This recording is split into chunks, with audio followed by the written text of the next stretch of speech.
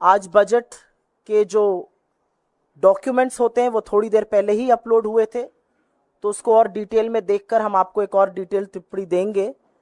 लेकिन फौरी तौर पर जो बड़ी बातें हैं उस बजट पर आपको कांग्रेस पार्टी की प्रतिक्रिया इस मंच से मिल रही है।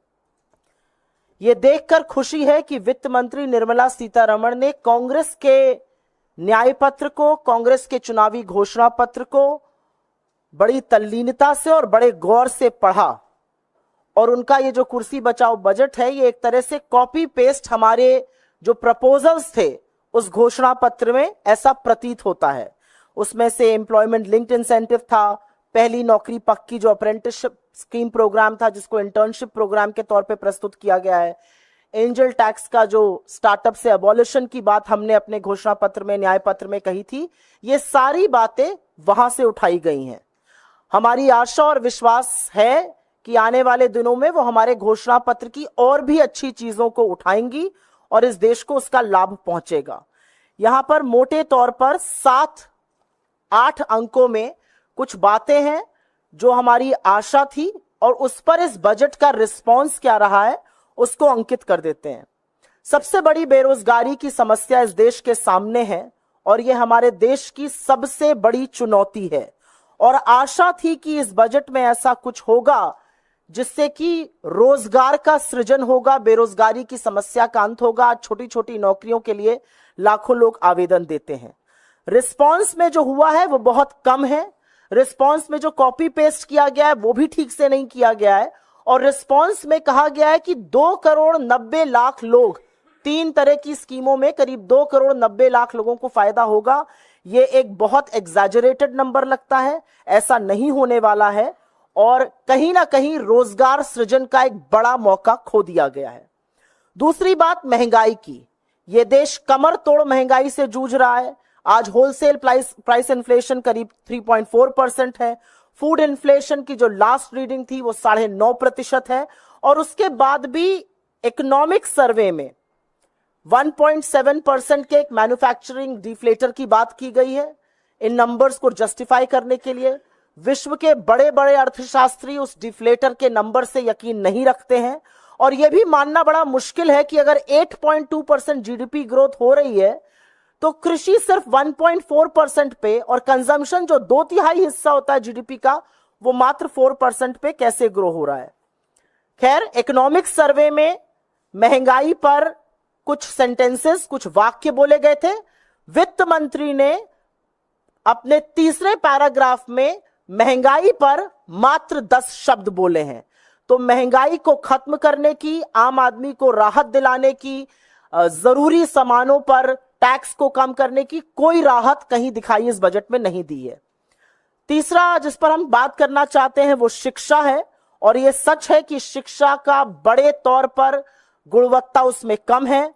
आज बच्चे अपनी क्लास के हिसाब से, आधे से ज्यादा बच्चे अपनी क्लास के हिसाब से, जिस क्लास में वो हैं उस तरह का ना टेक्स्ट पढ़ सकते हैं, ना उस तरह की मैथ कर सकते हैं, ना उस तरह का गणित कर सकते हैं, और यह भी माना जाता है कि उस तरह की स्किल नहीं है।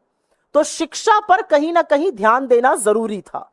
एक और बात, और यह बहुत बड़ी बात, आज की तारीख में यह बहुत गर्म मुद्दा है, यह बहुत बड़ा मुद्दा, और वो मुद्दा नीट का है। नीट की परीक्षा जिस तरह से लीक हुई, नीट वो परीक्षा है जो स्कूल के शिक्षा के बाद होती है, 12वीं के तुरंत बाद की परीक्षा है, और आशा थी कि इस पर बजट में कुछ ना कुछ अंकित किया जाएगा। लेकिन नीट पर एक शब्द नहीं बोला वित्त मंत्री ने। स्कूल एजुकेशन का यह हाल है कि लगातार बजट के बनिस्बत स्कूल एजुकेशन के बजट को घटाया जा रहा है, और पिछले बार के बजट में 1,16,417 करोड़ रुपए खर्च करने की बात थी, लेकिन जो अनुमानित, जो रिवाइज्ड हुए हैं फिगर्स, उसमें वो 1,08,868 रुपए खर्चा हुआ है। करीब 8,000 करोड़ रुपए एजुकेशन पर, शिक्षा जैसी चीज पर कटौती की गई है। चौथा पॉइंट हेल्थ केयर, स्वास्थ्य का है, और यह सर्वविदित है, सबको पता है कि पब्लिक हेल्थ केयर का बुरा हाल है, सरकारी अस्पतालों का बुरा हाल है।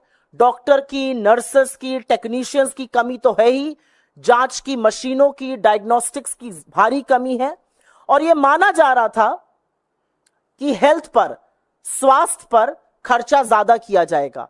लेकिन स्वास्थ्य पर भी जीडीपी के बनिस्बत खर्चा घटाया जा रहा है और अब सिर्फ वो 1.9% रह गया है। और सुनने की बात यह भी है कि पिछली बार का जो बजटेड अमाउंट था वो 88,956 करोड़ था, खर्च 80,000 करोड़ से कम किया गया, 8,000 करोड़ की से ज्यादा की इसमें भी कटौती की गई। पांचवा जरूरी पॉइंट है कि आय जो थमसी गई है, जो वेज बिल थमसे गए, जो लोगों की इनकम और आय बढ़ नहीं रही है, लगभग 6 साल से लोगों की इनकम एक जैसी प्रतीत हो रही है। वर्ष 2017 से 18, वित्तीय वर्ष 18 से 23 के बीच में जो स्वरोजगार पाते हैं वो 12,800 रुपए कमाते हैं प्रति माह। जो दिहाड़ी मजदूर हैं वो करीब करीब 7,400 कमाते हैं और जो मजदूर हैं वो 19,750 कमाते हैं। हमारी हमेशा से डिमांड रही है, हमारे मैनिफेस्टो में रहा है कि 400 प्रतिदिन की न्यूनतम आय हर श्रेणी की होनी चाहिए। इस श्रेणी की जो आय है, मजदूरों की जो आय है, वो 400 रुपए प्रतिदिन पर फिक्स किया जाए। ये हमने अपने घोषणा पत्र में डाला था। लेकिन असलियत यह है कि 0 से 20% टैक्स ब्रैकेट के अलावा किसी भी टैक्स देने वाले को कोई राहत नहीं है। और खास तौर से दिहाड़ी मजदूर, वो लोग जो शायद टैक्स ब्रैकेट में नहीं आते हैं, जो गरीब और गुर्बत से जूझ रहे हैं, पिछले 6 सालों में जिनकी इनकम नहीं बढ़ी है, उनको कोई भी राहत, कोई भी रियायत नहीं दी गई है। छठा बड़ा पॉइंट, और ये कृषि को लेकर है। हमारे देश की 65-70% लोग कृषि से संबंध रखते हैं। एक ही मांग लगातार किसान कर रहे हैं, किसानों की शहादत भी हो गई, किसान आज भी मांग कर रहे हैं कि एमएसपी की कानूनी गारंटी हमें मिलनी चाहिए। इस कानूनी गारंटी का उल्लेख उस घोषणा पत्र में भी है कांग्रेस के, जिससे कॉपी पेस्ट करने का तमाम काम वित्त मंत्री ने किया है। काश उन्होंने यह भी किया होता, लेकिन रिस्पॉन्स में उन्होंने कृषि का बजट घटाया है as a percentage of the budget. और एक यह भी सत्य है कि एमएसपी की लीगल गारंटी पर, कानूनी गारंटी पर उन्होंने एक शब्द नहीं बोला है। सातवीं बड़ी बात, एजुकेशन लोन्स को लेकर कहा गया। और क्योंकि इतनी ज्यादा बेरोजगारी है, लोगों की आय कम है, महंगाई ज्यादा है, जो एजुकेशन लोन लिए गए थे, हमारी ये मांग थी, हमारे घोषणा पत्र में भी हमने अंकित किया था कि एक बार जो आउटस्टैंडिंग एजुकेशन लोन्स हैं उनको माफ कर दिया जाए। लेकिन ऐसा नहीं हुआ और रिस्पांस में एजुकेशन लोन देने की बात हुई, लेकिन जो एजुकेशन लोग लेकर आज जूझ रहे हैं उस एजुकेशन लोन को चुकाने में, क्योंकि उनको नौकरियां नहीं मिली हैं, उनके परिवार की आय कम हो गई है, वो महंगाई से जूझ रहे हैं, उसके बारे में कुछ नहीं किया गया और वो जरूर इससे निराश होंगे। अंत में एक बहुत ज्वलंत और बहुत बड़ा मुद्दा इस समय अग्निपथ स्कीम को लेकर है। लगातार हम देख रहे हैं कि सेना उसका विरोध कर रही है, लगातार शहीद परिवार उसका विरोध कर रहे हैं। दो तरह की भ्रांति करने का, दोयम दर्जा सेना के एक वर्ग को देने का विरोध किया जा रहा है।